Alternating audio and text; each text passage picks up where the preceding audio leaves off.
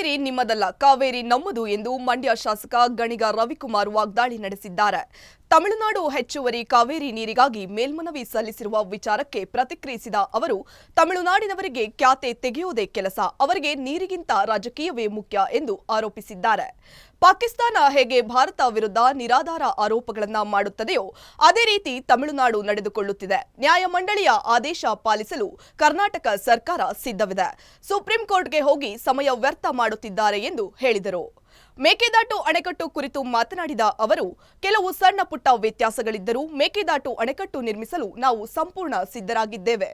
ಅದನ್ನ ತಡೆಯುವ ಶಕ್ತಿ ತಮಿಳುನಾಡಿಗೆ ಇಲ್ಲ. ಮೇಕೆದಾಟು ಅಣೆಕಟ್ಟು ಕಟ್ಟಿಯೇ ಕಟ್ಟುತ್ತೇವೆ ಎಂದು ಹೇಳಿದ್ದಾರೆ. ಇದೇ ವೇಳೆ ಡಿಕೆ ಶಿವಕುಮಾರ್ ಅವರ ಕಾಲ್ಗುಣದ ಬಗ್ಗೆ ಟೀಕೆ ಮಾಡುತ್ತಿದ್ದ ವಿರೋಧ ಪಕ್ಷದವರನ್ನ ಗಣಿಗ ರವಿಕುಮಾರ್ ತರಾಟೆಗೆ ತೆಗೆದುಕೊಂಡಿದ್ದಾರೆ. ಈಗ ಉತ್ತಮ ಮಳೆಯಾಗಿ ಜಲಾಶಯಗಳು ತುಂಬುತ್ತಿರುವಾಗ ಹಿಂದೆ ಮಾಡಿದ ಟೀಕೆಗಳಿಗೆ ಬಹಿರಂಗವಾಗಿ ಕ್ಷಮೆ ಕೇಳಬೇಕು ಎಂದು ಆಗ್ರಹಿಸಿದ್ದಾರೆ. ತಮಿಳುನಾಡು ಅವ್ರದ್ದು ಖ್ಯಾತೆ ತೆಗೆಯೋದೇ ಕೆಲಸ. ಅವ್ರಿಗೇನಂದರೆ ನೀರಿಗಿಂತ ರಾಜಕೀಯ. ಈ ಪಾಕಿಸ್ತಾನದಲ್ಲಿ ಗೌರ್ಮೆಂಟ್ ಬಿದ್ದೋಗೋ ಟೈಮಲ್ಲಿ ಇಂಡಿಯಾ ಮೇಲೆ ಸುಮ್ಮನೆ ಕತೆ ಬಿಡ್ತಾರಲ್ಲ, ಹಂಗೆ ಇವರು ತಮಿಳ್ನಾಡವ್ರದ್ದು ಅವರ ಅಭಿವೃದ್ಧಿ ಆ ವಿಚಾರಗಳಿಗೆ ವಿರೋಧ ಪಕ್ಷದವ್ರು ಇದ್ದಾಗೆಲ್ಲ ಕಾವೇರಿ ನೆನಪರೋದು. ಅದೇನಿಲ್ಲ, ನೀರು ಏನು ನ್ಯಾಯಮಂಡಳಿ ತೀರ್ಪು ಕೊಟ್ಟಿದೆ ಅದನ್ನು ಪಾಲಿಸೋಕ್ಕೆ ಸರ್ಕಾರ ಸಿದ್ಧ ಇದೆ. ಅವ್ರು ಸುಮ್ಮನೆ ಸುಪ್ರೀಂ ಕೋರ್ಟ್ಗೆ ಹೋಗಿ ಟೈಮ್ ವ್ಯರ್ಥ ಮಾಡ್ತಾರೆ. ಸುಪ್ರೀಂ ಕೋರ್ಟಲ್ಲಿ ಚೀಮಾರಿ ಹಾಕಿಸ್ಕೋತಾರೆ ಅವರು.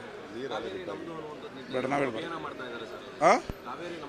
ನಾನು ಸೋಷಿಯಲ್ ಮೀಡಿಯಾದಲ್ಲಿ ನೋಡಿದೆ, ಕಾವೇರಿ ಅವ್ರದ್ದಲ್ಲ, ಮೈಸೂರು ಮಹಾರಾಜರು ಒಡವೆ ಇಟ್ಟು ಕಟ್ಟಿದಂಥ ಅಣೆಕಟ್ಟು.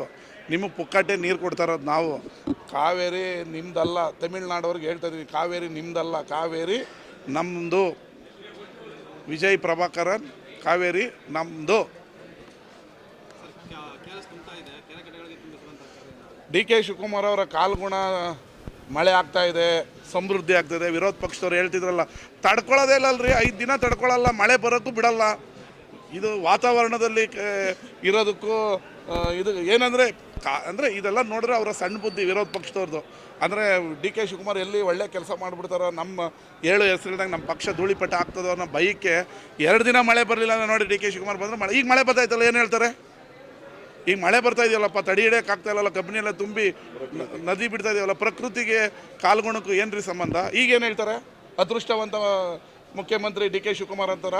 ಕ್ಷಮೆ ಕೇಳಬೇಕು ಅವರು, ಡಿ ಕೆ ಶಿವಕುಮಾರ್ ಅವ್ರದನ್ನ, ಮುಖ್ಯಮಂತ್ರಿಗಳನ್ನು. ವಿರೋಧ ಪಕ್ಷ ಯಾರು ಡಿ ಕೆ ಶಿವಕುಮಾರ್ ಆದಾಗ ಮಳೆ ಬರಲಿಲ್ಲ ಅಂದ್ರಲ್ಲ, ಅವರು ಬಹಿರಂಗವಾಗಿ ಮುಖ್ಯಮಂತ್ರಿಗಳ ಹತ್ರ ಕ್ಷಮೆ ಕೇಳಬೇಕು. ನಾವು ನಿಮ್ಮ ಬಗ್ಗೆ ತಪ್ಪಾಗಿ ಭಾವನೆ ಮಾಡಿಬಿಟ್ಟು, ನೀವು ದೇವ್ರ ಭಕ್ತರು, ನಿಮ್ಮಿಂದ ಮಳೆ ಬೆಳೆ ಆಗ್ತಾಯಿದೆ ಅಂತೇಳಿ ಕ್ಷಮೆ ಕೇಳಬೇಕು ಅವರು, ಸುಮ್ಮನೆ ಡ್ರಾಮಾ ಮಾಡೋದಲ್ಲ.